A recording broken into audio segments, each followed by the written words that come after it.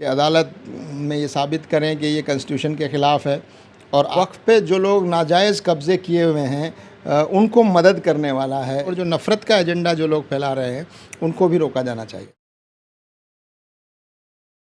नमस्कार दोस्तों, स्वागत है आपका मेरे चैनल में। मैं हूं कशिश आपके साथ। देखा जाए तो देश में वक्फ बोर्ड का मुद्दा लगातार चल रहा है। लोग लगातार विरोध कर रहे हैं क्योंकि जिस तरीके से उसमें बदलाव किया जा रहा है वो जनता को, मतलब जो मुस्लिम जनता है खास करके, उन्हें बिल्कुल भी पसंद नहीं आ रहा है।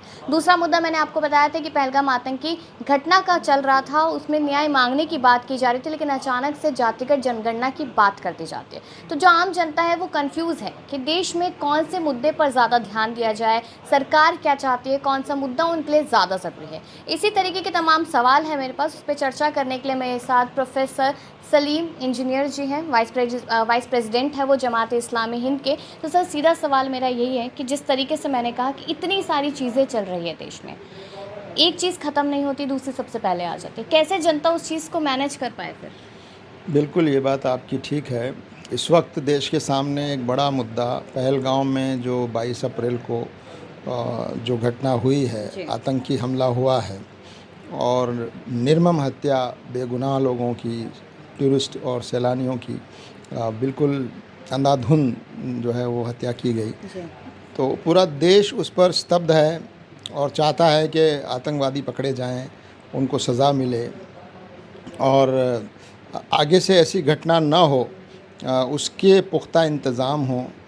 तो सबने, पूरा देश इस पर एकजुट है कि आतंक के ख़िलाफ़ कार्रवाई होनी चाहिए, आतंकवादियों को पकड़ा जाना चाहिए, जिन्होंने ये कार्रवाई की है या जिनके सपोर्ट से की है या जो इसके पीछे हैं, सब बेनकाब होने चाहिए और उनको सज़ा मिलनी चाहिए। लेकिन साथ साथ हमारे सुरक्षा व्यवस्था में और हमारे इंटेलिजेंस का जो सिस्टम है उसमें कहाँ चूक हुई है, कहाँ खामियां हुई हैं कि कुछ आतंकी जो है 300 किलोमीटर जो सीमा है, एलओसी है, वहाँ से चल के वहाँ तक आते हैं, हथियारों के साथ आते हैं, अंधाधुंध हत्याएं करके और आराम से वापस भी चले जाते हैं और अभी तक उनका कोई सुराग नहीं है। जी। और फिर उसको एक देश में एक धार्मिक नफ़रत का एक रंग देने की कोशिश हो रही है और इसके आड़ में जो है हिंदू और मुसलमानों के बीच नफ़रत फैलाने का काम कुछ लोग कर रहे हैं और जगह जगह कश्मीरी स्टूडेंट्स पर और कश्मीरी लोगों पर हमले हुए हैं। तो ये सब जो कुछ हो रहा है ये बहुत ही चिंताजनक है और सरकार को अपनी ज़िम्मेदारी ठीक से निभानी चाहिए। तो पहला काम तो ये है कि जो भी इस घटना में लिप्त है और जो इसके पीछे है उनको पकड़ा जाए, उनको बेनकाब किया जाए और उनको सख्त से सख्त सज़ाएँ मिलनी चाहिए। जी। लेकिन अगर हम देखें, जिस तरीके से आपने कश्मीरियों की बात की, अब इससे कहीं न कहीं जो आम जनता है जो घूमने जाती है, जन्नत को देखने जाती है, वहाँ पर उन कश्मीरियों से वो लोग डर रहे हैं। वो उनका कारोबार जो है वो अब ठप होता हुआ नज़र आ रहा है, जिसकी वजह से वहाँ आम जनता को दिक्कत हो रही है। और देखिए, जिस तरीके से आपने कहा कि हिंदू मुस्लिम के नाम से जोड़ा जा रहा है, मजहबी खेल एक तरीके से खेला जा रहा है इसमें, क्योंकि वहाँ पर एक महिला ने बताया कि धन पूछ के मारा गया है। और वही चीज़ जो एक नरवाल है जिनकी पत्नी है, उनको अब टारगेट किया जा रहा है कि आप कह रही कि मुस्लिम्स और कश्मीरियों को टारगेट ना किया जाए, देश में माहौल शांत रखा जाए। तो इतना सब कुछ गड़बड़ी के बीच सरकार कहाँ है फिर? देखिए, इसमें एक जो बहुत ही अच्छा और पॉजिटिव पहलू सामने आया उसको उभारना चाहिए और वो ये कि ये घटना जहाँ हुई वहाँ के लोकल कश्मीरी मुसलमानों ने जिस तरह वहाँ लोगों की मदद की, जिस तरह लोगों को बचाया, बल्कि 2 लोग तो उसमें मारे गए आतंकवादियों के ज़रिए से। तो उस पॉजिटिव माहौल को देश की एकता के लिए इस्तेमाल किया जाना चाहिए था, जबकि उल्टा जो है लोग जो है नफ़रत का एक एजेंडा आगे आगे बढ़ा रहे हैं। तो हम ये समझते हैं कि देश की जो सरकार है उनको पुख्ता ऐसे कदम उठाने चाहिए ताकि ऐसी घटनाएं आगे से ना हों और जो वास्तविक तौर पर जो इसमें ज़िम्मेदार हैं उनके खिलाफ़ कार्रवाइयाँ होनी चाहिए, और जो नफ़रत का एजेंडा जो लोग फैला रहे हैं उनको भी रोका जाना चाहिए। वही बिल्कुल इसी चीज़ का इंतज़ार किया जा रहा था कि जल्द से जल्द एक्शन हो, कुछ बड़ा होना चाहिए कि सबको न्याय मिलता नजर आए। लेकिन उसी बीच यू टर्न सा लेकर देश में जातिगत जनगणना की बात कर दी जाती है, तो अब जनता कन्फ्यूज़ हो गई कि न्याय उधर मिलेगा नहीं मिलेगा, और अब जातिगत जनगणना कब से शुरू होगी, क्या माइंड मैपिंग रहेगी उसकी? हाँ, बहरहाल ये एक पहलू है, और कुछ लोग इसको इस तरह से भी देख रहे हैं कि सरकार पहलगाम के मामले पर, आतंकवाद के मामले पर चारों तरफ से घिर गई है और उसके पास जवाब नहीं है। अपने आप को बचाने के लिए वो डाइवर्ट करना चाहती है, ऐसा भी कुछ लोग सोच रहे हैं। लेकिन हमारा मानना ये है कि जातिगत जनगणना की जो बात है वो हम बहुत पहले से उसकी मांग करते रहे हैं कि भारत जैसे देश में, जहाँ जाति के आधार पर सैकड़ों सालों से लोगों के साथ नाइंसाफ़ी होती रही, भेदभाव होता रहा, और उनके पिछड़ापन में उनका एक जाति का होना उसमें एक बड़ा फैक्टर रहा। तो ये जातिगत जनगणना ज़रूर होनी चाहिए, और ट्रांसपेरेंट तरीके से होनी चाहिए, निष्पक्ष रूप से होनी चाहिए, मैनिपुलेशन नहीं होना चाहिए, और फिर उसके आधार पर लोगों की जो लोग ज़्यादा पिछड़े हुए हैं उनको कैसे ऊपर लाया जाए उसकी योजना बननी चाहिए। तो हम इस कदम का स्वागत करते हैं।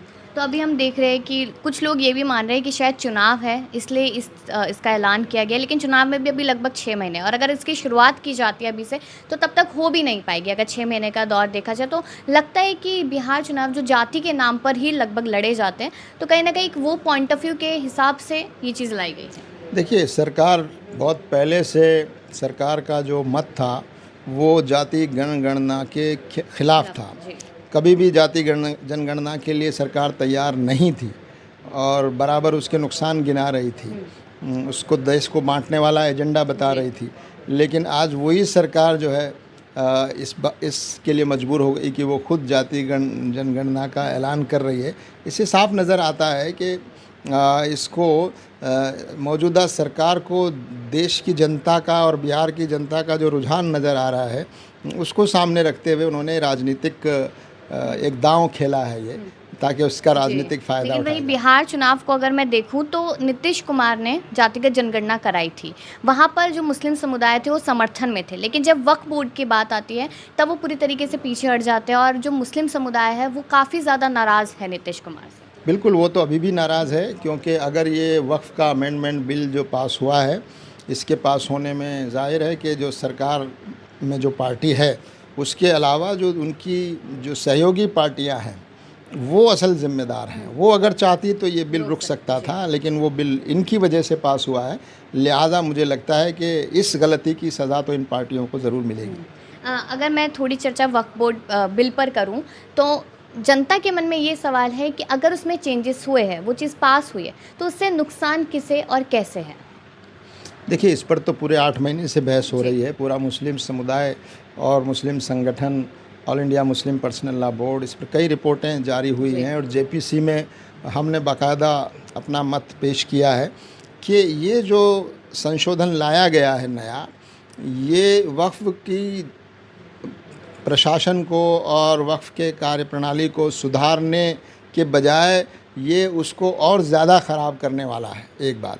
दूसरा ये कि ये मुसलमानों को जो अधिकार है या हर किसी भी धर्म के लोगों को संविधान में अपनी मज़हबी जो मामलात हैं उनको मैनेज करने का, उस अधिकार से ये संशोधन उनको वंचित करता है, जिसको हम संविधान के ख़िलाफ़ मानते हैं। तो हम इसको एंटी कॉन्स्टिट्यूशन कहते हैं, वक्फ को नुकसान पहुंचाने वाला, और वक्फ पे जो लोग नाजायज़ कब्ज़े किए हुए हैं उनको मदद करने वाला है ये संशोधन।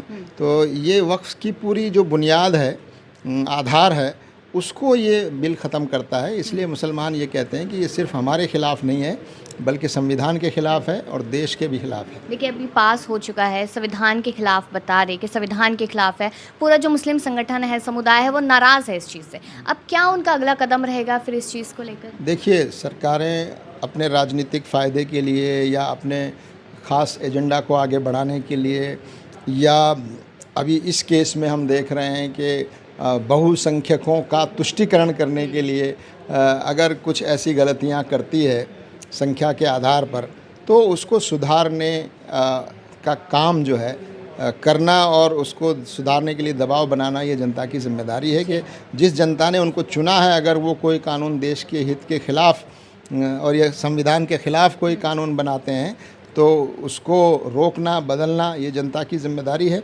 तो हम अदालत में भी कोशिश कर रहे हैं कि अदालत में ये साबित करें कि ये कॉन्स्टिट्यूशन के ख़िलाफ़ है, और आम जनता को भी हम जो है वो समझाने की कोशिश कर रहे हैं। इससे पहले किसानों के लिए कानून बना था, वो कानून किसानों के भले के लिए लाया जा रहा था, ऐसा दावा था, लेकिन किसानों ने उसका विरोध किया। किसानों ने कहा ये हमारे ख़िलाफ़ है, सरकार मजबूर हुई, वापस लिया। तो हम भी सरकार को यही कहना चाहते हैं कि हम तो पहले भी कह रहे थे कि आप ये बिल पास ना करिए, लेकिन अब सरकार अपनी ज़िद में इस बिल को पास करा लिया, कानून बन गया। तो अब इस बिल के वापस होने तक हमारा संवैधानिक, लोकतांत्रिक और शांतिपूर्ण जो इसका प्रतिरोध है वो हम जारी रखेंगे जब तक ये बिल वापस नहीं होता। जी, चलिए बहुत बहुत शुक्रिया सर आपका।